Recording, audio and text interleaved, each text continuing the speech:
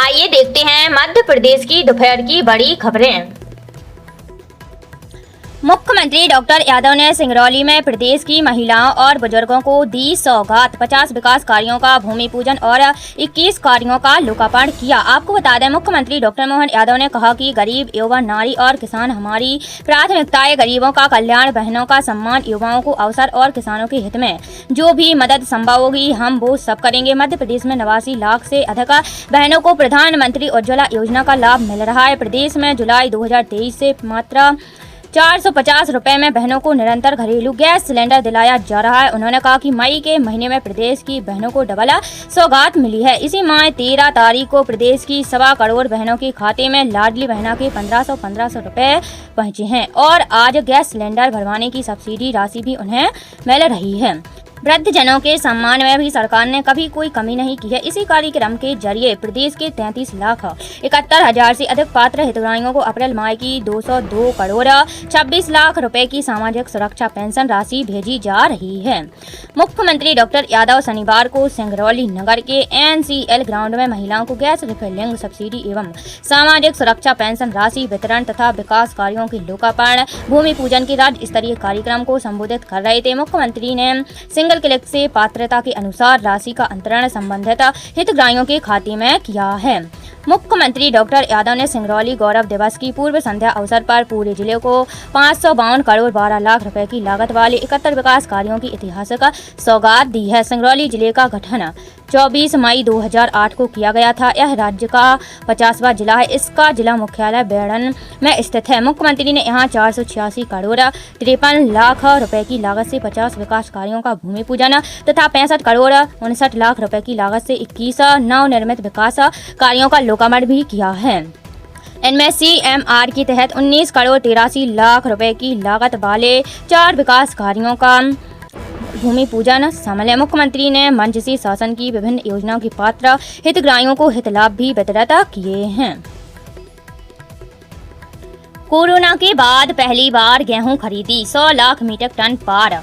आपको बता दें, मध्य प्रदेश में चालू रबी सीजन में सरकारी समर्थन मूल्य पर गेहूं खरीदी ने नया रिकॉर्ड बनाया है। कोरोना काल के बाद पिछले 10 वर्षों में यह पहली बार है जब प्रदेश में उपार्जन 100 लाख मीट्रिक टन के पार निकला है। रिकॉर्ड 13,10,000 किसानों से गेहूं खरीदकर मध्य प्रदेश देश में सबसे आगे है, जबकि कुल उपार्जन में पंजाब के बाद दूसरे स्थान पर है। केंद्र द्वारा दिए 78 LMT के लक्ष्य को मध्य प्रदेश के अनुरोध पर बढ़ाकर 100 LMT किया गया था, जिसे समय से 5 दिन पहले ही हासिल कर लिया गया है। किसानों की सुविधा के लिए खरीदी की तारीख बढ़ाकर 28 मई की गई है। इस साल प्रदेश में 350 लाख मीट्रिक टन गेहूं उत्पादन हुआ है।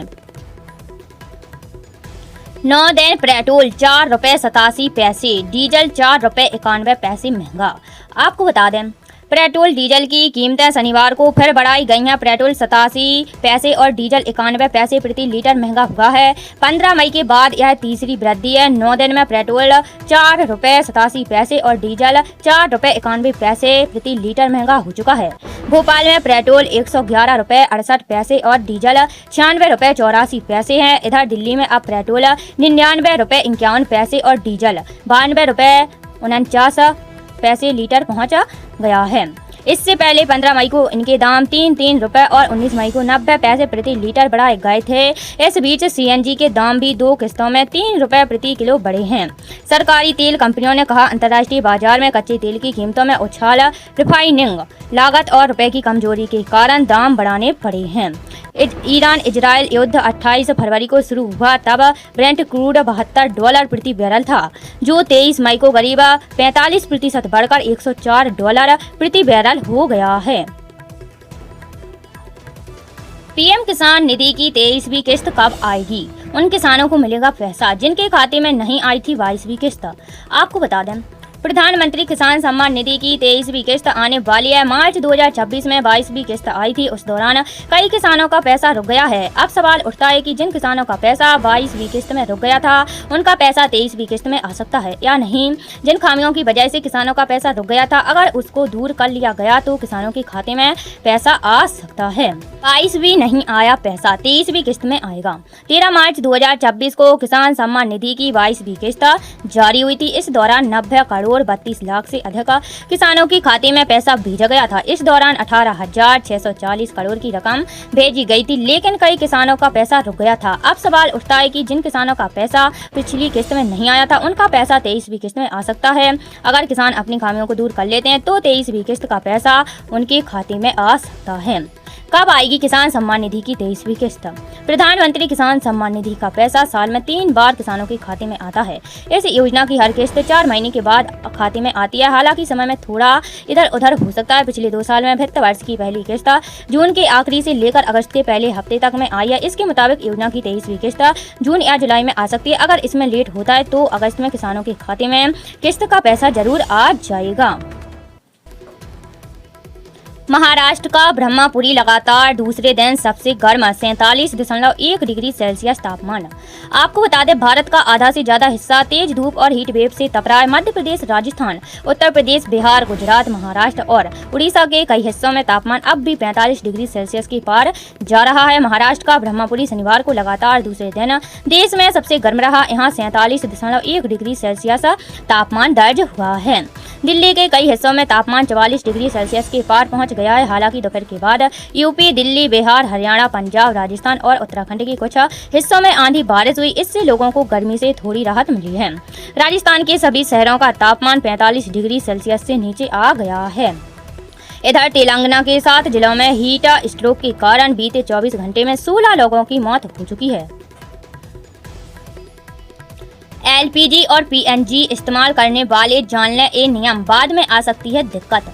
आपको बता दें, अगर आपके घर में भी इंडेन, भारत गैस या एचपी का एलपीजी कनेक्शन है तो ये खबर आपके बड़े काम की है। तेल कंपनियों ने गैस बुकिंग, डिलीवरी और पाइप वाली गैस को लेकर कुछ नए और कड़े नियम लागू किए हैं। तेल कंपनियों ने इन नियमों से करोड़ों लोगों पर असर पड़ेगा। वहीं तेल कंपनियों ने लोगों से एलपीजी की जगह पीएनजी की ओर शिफ्ट होने को लेकर भी नई एडवाइजरी जारी की है। कई राज्यों में गैस की कमी, ब्लैक मार्केटिंग और सप्लाई से जुड़ी खबरों के बीच कंपनियों ने ग्राहकों से घबराने या ज्यादा सिलेंडर जमा करने से बचने की अपील भी की है। अब जल्दी नहीं मिलेगा दूसरा सिलेंडर। सरकार ने सिलेंडरों की कालाबाजारी रोकने के लिए 2 बुकिंग्स के बीच का समय बढ़ा दिया है। शहरों में अब लोग 25 दिन के बाद ही दूसरा सिलेंडर बुक कर पाएंगे। वहीं गांवों में रहने वालों के लिए लॉक इन पीरियड 45 दिन तय किया गया है। यानी कि अब एक सिलेंडर आने के 45 दिन बाद ही कोई नया सिलेंडर बुक कर पाएंगे। ये नियम 14 किलो 200 ग्राम वाले और 5 किलोग्राम दोनों तरह के घरेलू सिलेंडरों पर लागू होगा। बिना ओटीपी के नहीं मिलेगी डिलीवरी। अब डिलीवरी बॉय के घर आते ही आपको सिलेंडर नहीं मिल जाएगा। सुरक्षा को मजबूत करने के लिए ओटीपी आधारित डिलीवरी को अनिवार्य कर दिया गया है। सिलेंडर लेते वक्त आपके रजिस्टर्ड मोबाइल नंबर पर एक वन टाइम पासवर्ड आएगा, जिसे डिलीवरी बॉय को बताना जरूरी होगा। जब तक आप ओटीपी नहीं देंगे तब तक आपको सिलेंडर डिलीवरी नहीं किया जाएगा। इसीलिए अगर आपका नंबर अपडेट नहीं है तो तुरंत जाकर एजेंसी में अपना सही नंबर तुरंत अपडेट करा लें। ई-केवाईसी को लेकर अब कोई कंफ्यूजन नहीं। प्रधानमंत्री उज्ज्वला योजना के लाभार्थियों के लिए बायोमेट्रिक आधार ऑथेंटिकेशन को जरूरी किया गया है। मंत्रालय ने भी ये साफ किया है कि ई-केवाईसी केवल उन्हीं सामान्य ग्राहकों को करानी है जिन्होंने अब तक इसे एक बार भी पूरा नहीं किया है। अगर आप पहले ही अपनी ई-केवाईसी करवा चुके हैं तो आपको दोबारा परेशान